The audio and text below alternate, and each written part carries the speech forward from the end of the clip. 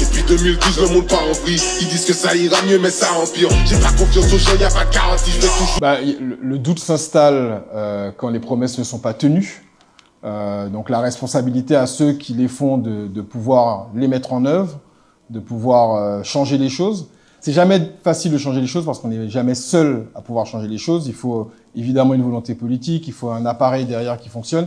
Et puis surtout, il faut également une population qui a envie de le faire. Moi, je déresponsabilise jamais les gens. Maintenant, je suis responsabilité politique et je pense que c'est un travail collectif. Si on veut que les choses changent, il faut que le comportement de chaque personne change. Donc, je suis Alexandre Ventadour, je suis conseiller territorial à la collectivité territoriale de Martinique, en charge de 2 commissions. Je suis président de la commission Attractivité, Développement économique, Numérique, Tourisme et la commission Transition écologique, énergétique, mutation climatique, pollution. Je préside également l'Agence de développement économique du territoire et mon parcours, pour faire simple, j'ai bossé dans le digital chez Yahoo et chez Facebook pendant 10 ans. Et ensuite, j'ai monté des boîtes dans la transformation digitale, dans le marketing et dans le conseil.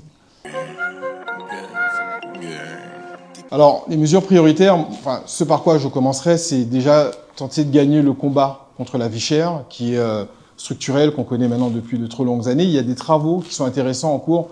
Moi, au niveau de la collectivité, j'emmène avec une commission vie chère, mais il y a une résonance à l'Assemblée, notamment avec les travaux de Johnny Adjar.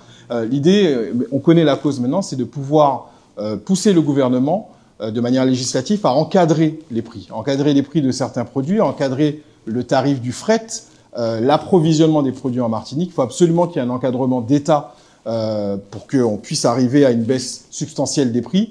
Et ensuite, donc ça c'est la première partie, un encadrement, un travail législatif pour témoigner d'une spécificité martiniquaise et plus largement ultramarine qui font que les produits arrivent très chers et donc sont revendus très chers.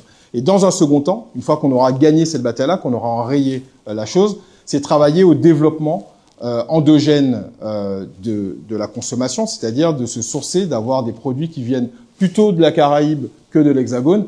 Et ça, comment ça se traduit en loi? C'est autoriser le territoire Martinique à commercer beaucoup plus avec ce qu'on appelle la géographie cordiale, donc avoir des produits qui viennent de quelques centaines de kilomètres plutôt que quelques milliers de kilomètres.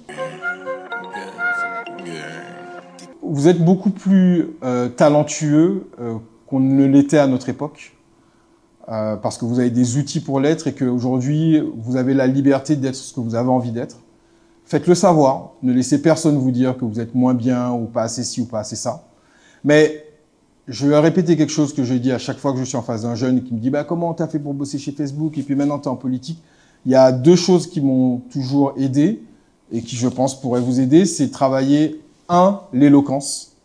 Sachez vous adresser à quelqu'un, sachez être compris. Et 2, l'élégance. Soignez votre apparence parce que même si on peut penser que c'est futile, la première impression est toujours la bonne.